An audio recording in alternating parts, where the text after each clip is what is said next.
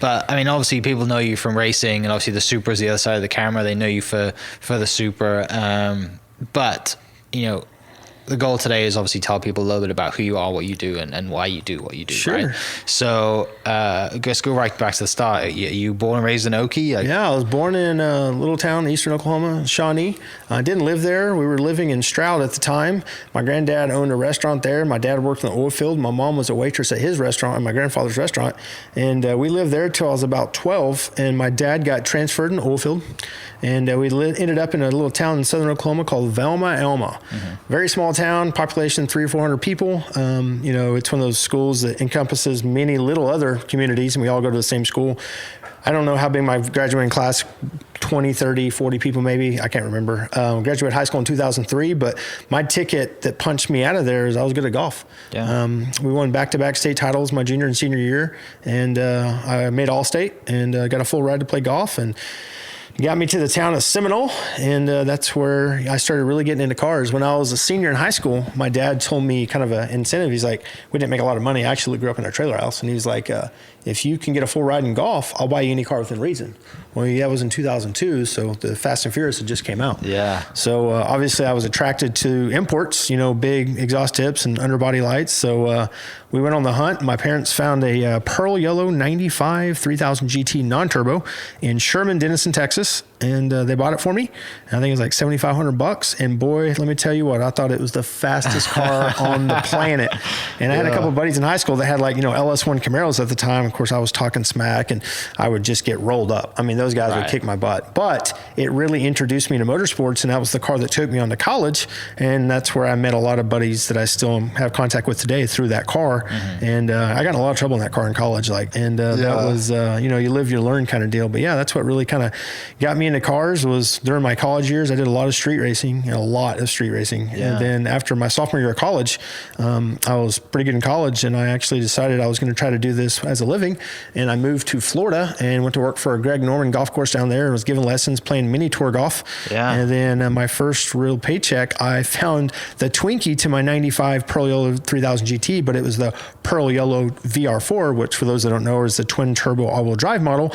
And me and my wife, I guess girlfriend then, drove up to Fort Rucker, Alabama. Yeah. Bought that car from a retired Army colonel, and kind of the rest is history. I got a kind of funny story about that car. I took it back to Panama City Beach where I was living, and I bought a Greddy Type S blow-off valve. So back in the day, they were purple top and had to have one as the first modification I did on a car, and I actually knocked myself out while installing that. I'd bought it used on a car form called 3SI, and the guy who'd sold it to me had just whacked off the hose that he attached to it. Well, it was dry rotted. Right. So I'd put it in a vise, and I was pulling on that thing, and when it let go, my goodness, it hit me right in the left of my nose underneath my eye.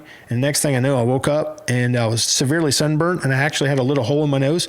And my mom asked me what happened. I was like, I guess I knocked myself out working on a car. And then, I started street racing a lot in Panama City Beach. And then I was down there right after Hurricane Harvey, so that would have been like 05, 06 era. And then in February of 2007, that's when my life changed. I had came back to Oklahoma City to visit my girlfriend, who's now my wife, and I put together this little 3000 GT car event at 50 Penn Place in Oklahoma City. And a guy pulled in that parking lot.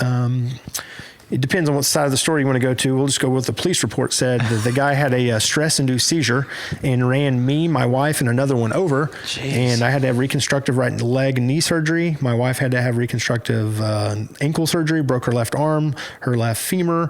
It really did a number on us. And at that point, I couldn't rehab to the point where I could play golf at the level I needed to. Yeah. Truth be told, you being a golfer, you know this, that life is a long, hard grind. Oh, it's miserable, isn't it? If you're, mini tour life and grinding for paychecks, and it's a lot of traveling, a lot of expenses. But the kind of the neat thing that helped me through that is I met a gentleman named Bart Starr. Mm-hmm. So I don't know, for those who don't know, he was Super Bowl 1 and 2 MVP for the Green Bay Packers. He was a member of the country club down there, and he helped me quite a bit with entrances to those tournaments, which helped. But yeah, after that accident in February of 2007, I rehabbed, never was really the same, and then realized that I probably had to get a real job. Yeah. And so in September of 2007, my wife needed a car because there was a flood that month, and it flooded her car out. And we ended up at Bob Howard, and I guess I had enough charisma and salesmanship that the general manager at the time really kind of liked my personality and offered me a job on the spot. Yeah. And so here we are 15 years later, and I still work at Bob Howard Toyota, and been there for a long time. It's been a great career for me, and has obviously been able to fuel my passion for cars, because I've definitely added a couple since then. Yeah, that's one thing that, like I said, we're golfers, right? So we understand. We've grown up meeting people every day, having, talking and just striking up a conversation. And I same as me, like I don't find it hard to strike up a conversation with anybody, because that's naturally what we did growing up. Yeah, and, you meet someone in a tee box, you got 3 other guys in tee box you've more than likely never met before, and you got to spend the next 4 hours with them, so you kind of get to know them.